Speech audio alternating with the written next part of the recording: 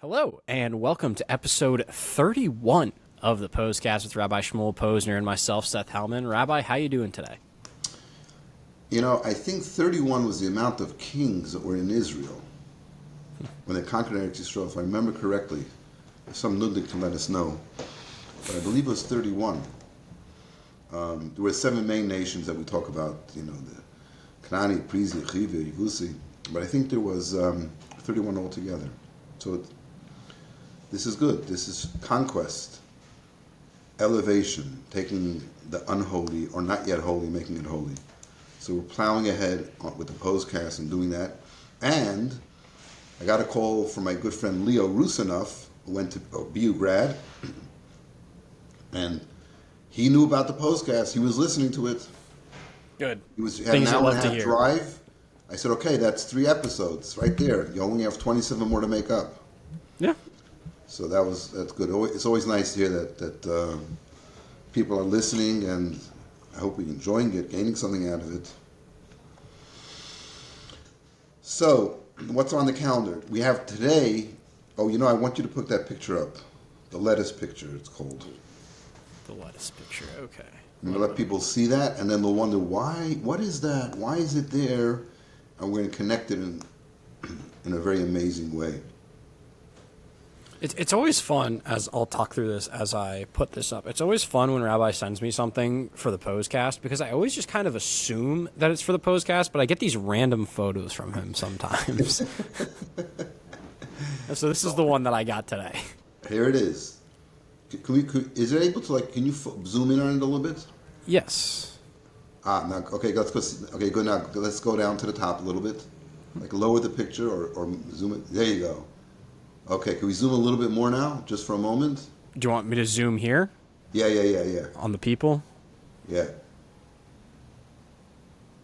How's okay, that? That's it. Now you can take it off.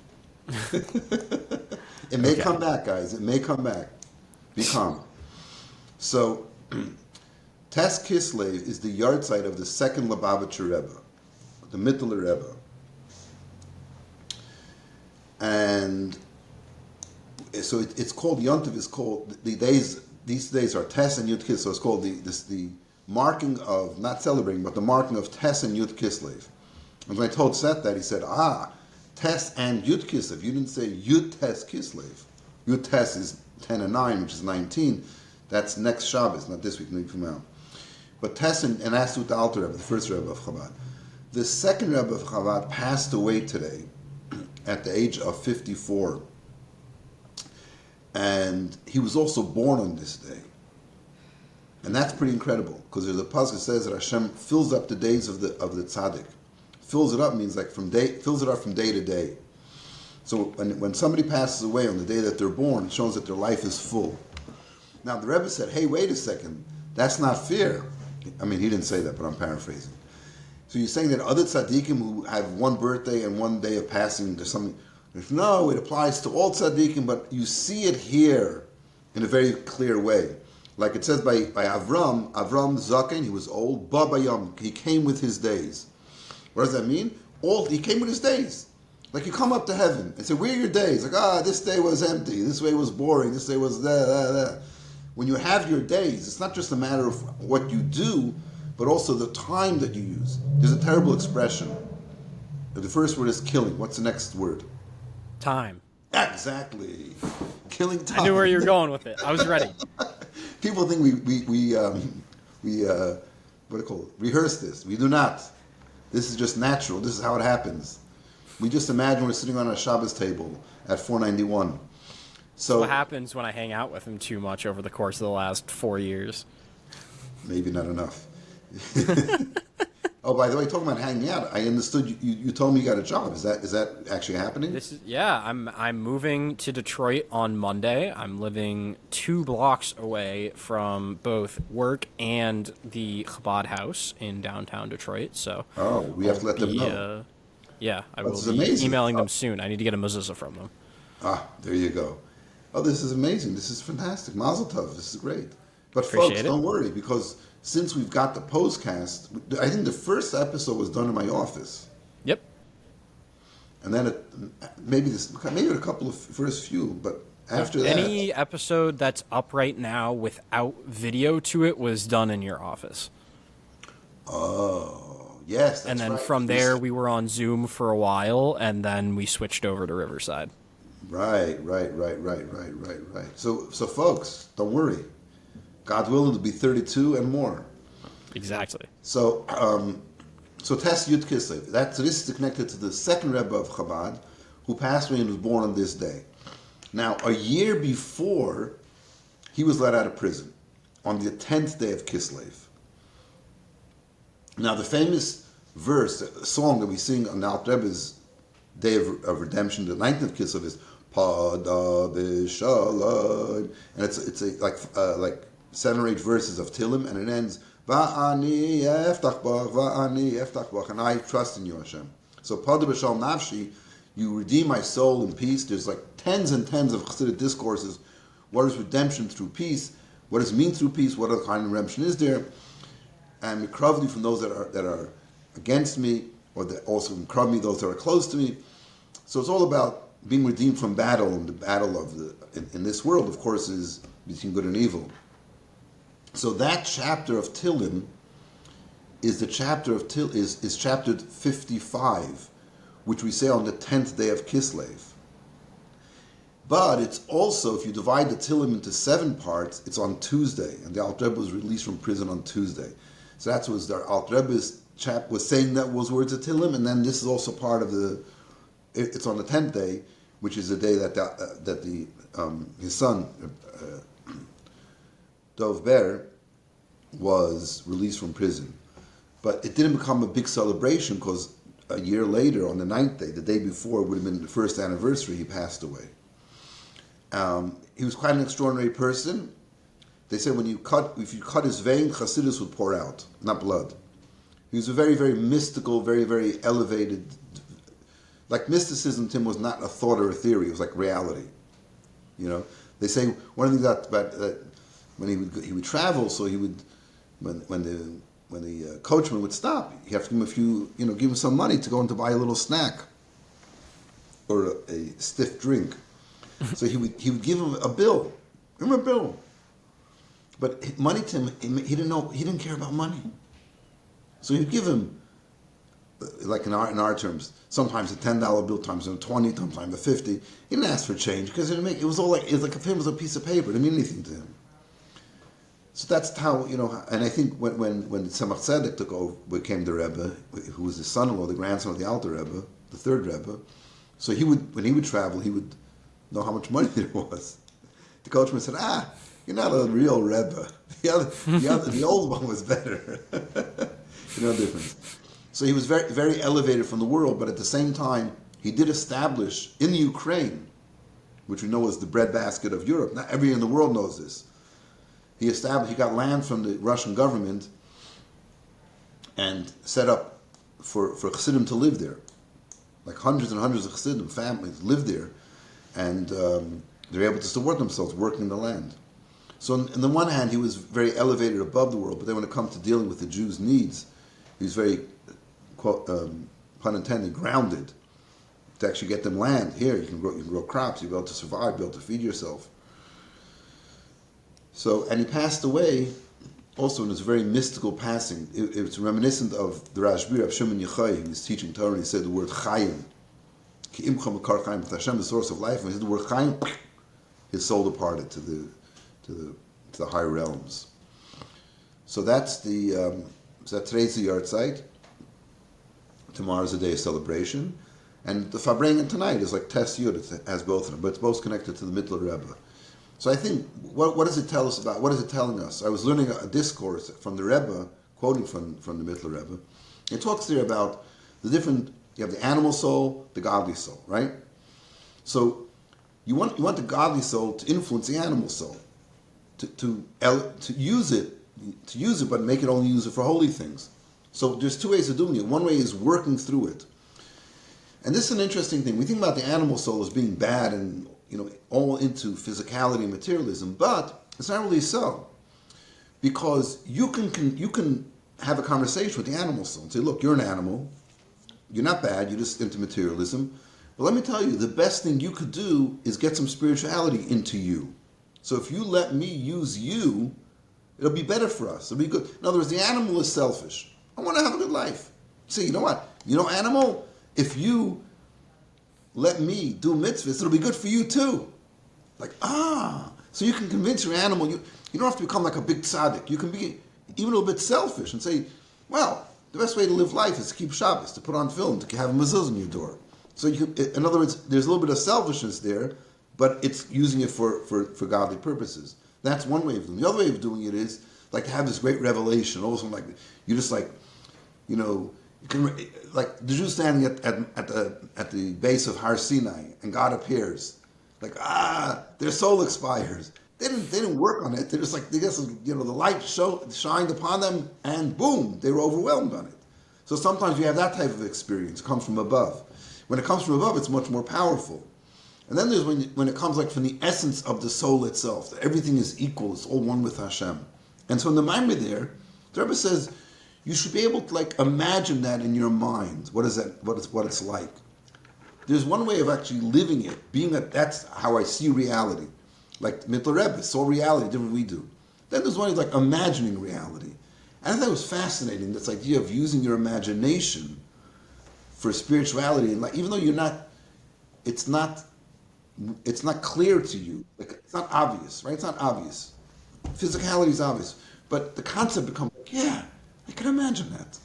Like they talk about imagining that Mashiach was here, living like Mashiach was here. So sometimes you have a situation, should I help this person, not help this person? You have a Mashiach moment. I'm going to do something out of the ordinary. And those moments can happen whenever you want them to happen. You can be nice to somebody. Like I was at the supermarket today. That's Wednesday, always supermarket day. And the guy's pushing in and it's a very busy day. Very busy day. It's chaos. We should put that on the list, little Thanksgiving talk. So the guy's pushing the carriages in from the parking lot. And it's raining. I felt bad. And the guy says to me, oh, go ahead. They're all very nice there.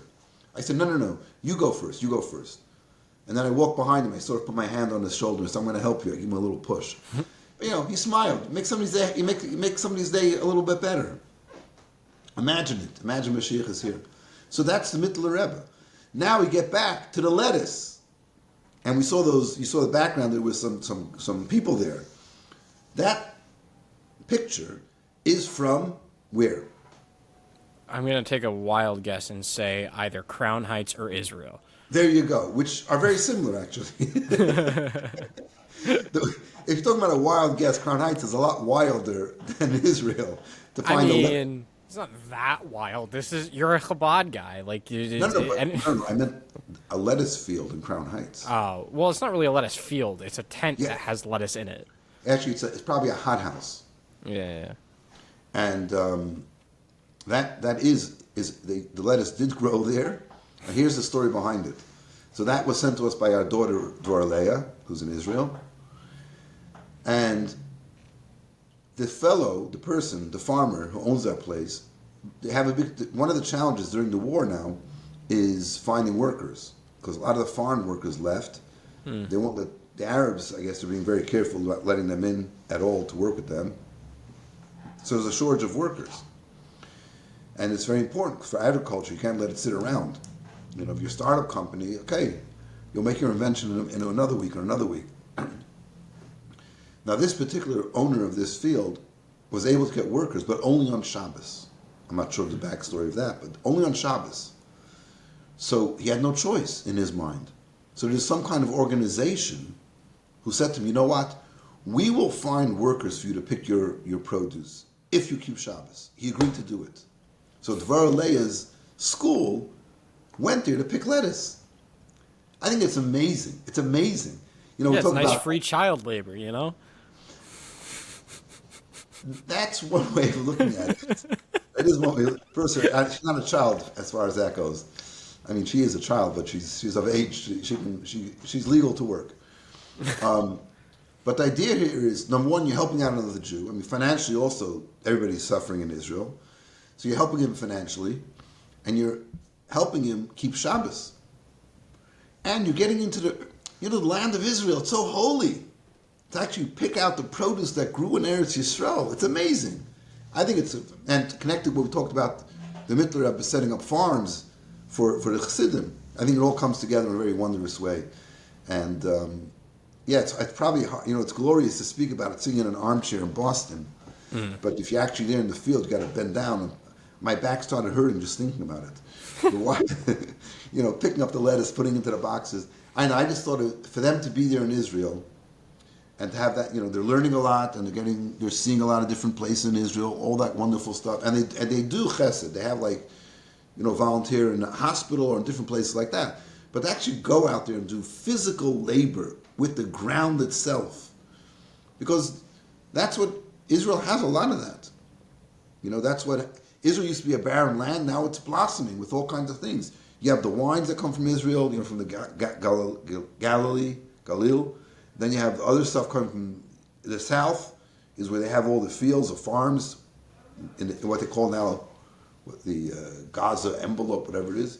A lot of agriculture there. So for her to be able to get her hands into the dirt, literally, I think it's a wonderful thing. I think it's fantastic. I'm very proud of her that she was able to do that and with great joy, helping somebody. That's wonderful.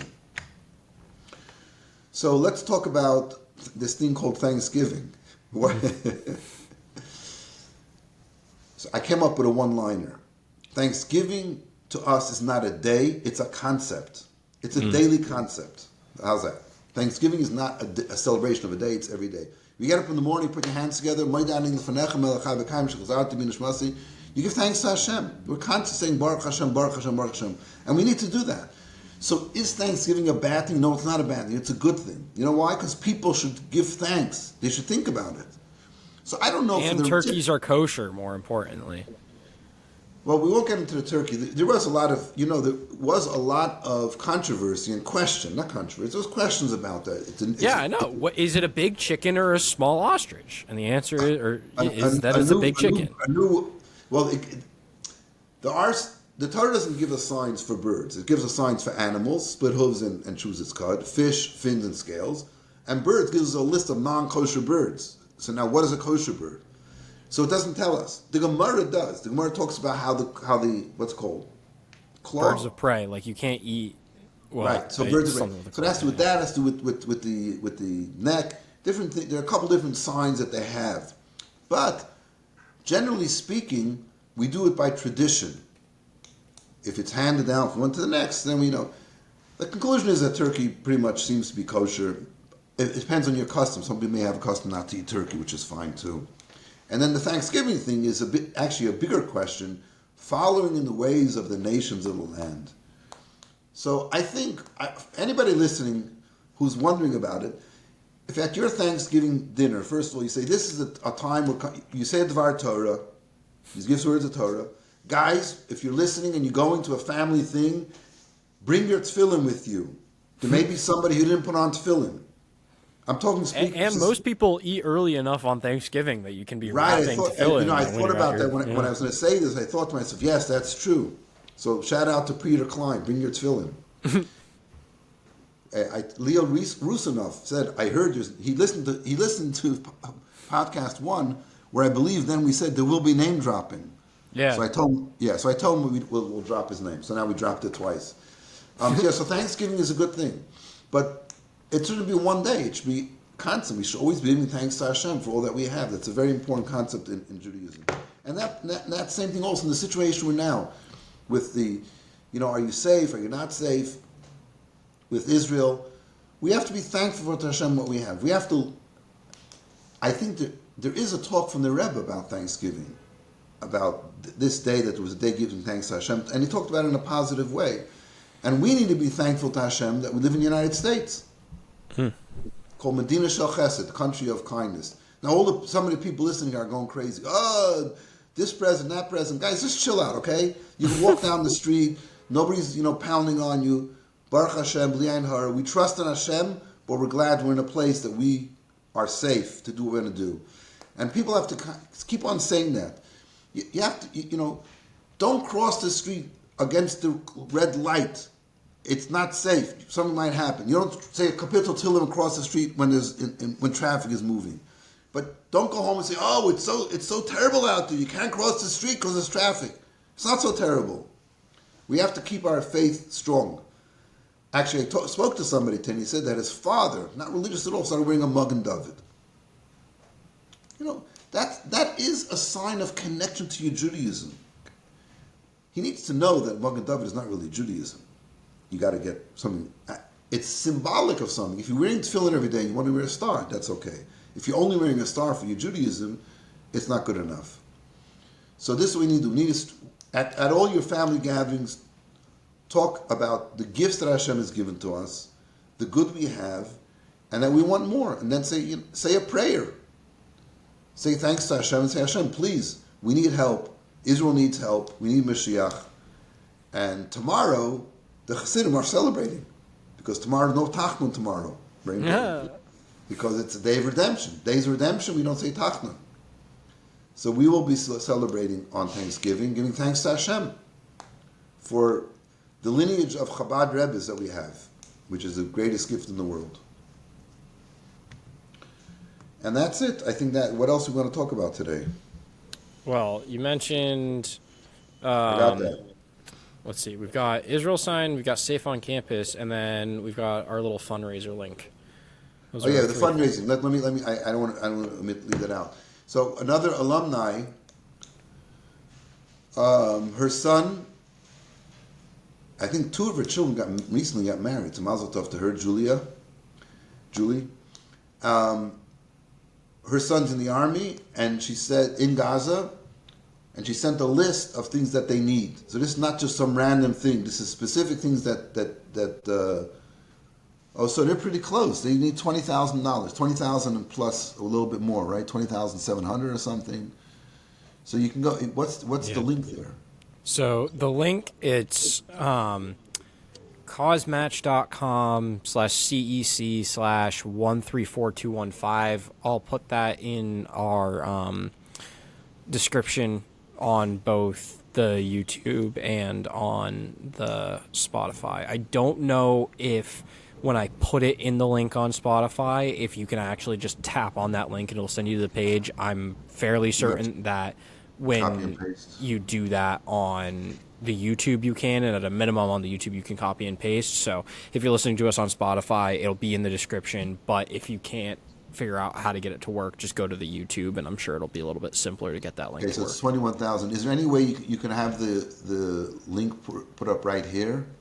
If they're watching it, they can just see it and then. Unfortunately, you can see that it's this website called Cause Match. Cause Match donation page. Tomer Rotem Givati. Yeah. Okay, we can fail to figure it out. We're Jews. We're smart, you know. Baruch Hashem. Okay, there we go. Here you go. So it's got specific things, so you can donate for tzitzis, for mezuzahs, for gloves, packs. I'm not sure how exact this thing is, but they in the message that she sent me, there was a specific list of things that they need, and we know it's going to get to them, and they'll get what they need, and Mirz Hashem, they'll get what they need, and they shouldn't need it because the war should be over. Amen. Okay. So I guess that's it. Do you have anything else today? I do have a thought. I have a question. Oh, please. I've been thinking about this.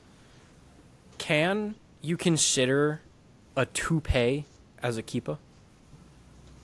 Like, say there was a man who was bald and put the fake hair on top of his head. Would that be considered a kippah? Like, could he walk into shul like that and daven like that? We're gonna have a new segment called "The Weird Question of the Week." The idea of wearing a kippah is to have a covering on your head to recognize there's something higher than you. So why should that cut it? As far as walking into shul, there might be a maris ayin issue. People will say, put a yarmulke on, put a yarmulke. Then he has to go like this. He has to pick it up. Say, look, you see? It's a separate covering. So for that reason, it would probably be wise to put a beanie on top of the toupee. Don't show up to the Chabad house with a beanie on. Just look ridiculous, A beanie? A yarmulke. Yarmulke beanie. Yarmulke beanie? A beanie inherently is a yarmulke because it covers your head, but it's just Right. I think you'd get a little warm. You're inside. There also is the idea of when you come to shul, like there's certain garments you wear, like a jacket and a hat. So you go in front of a king. You Right. don't bring a shmata hat or a shmata jacket. So just throw something on. Technically, yeah, you're covering yourself, but it should be respectable as well. Okay. You learn something new every day. Thank you Sure so do. much for listening to episode 31 of the Pos-cast, the Rabbi Shmuel Posner. Thank you again for listening, and have a great Thanksgiving, everyone, and a great celebration tonight and tomorrow. A great Fabringen, Yes. hopefully, across the nation. Fabring. And then have a good Shabbos. All right. Have a good Shabbos, everyone.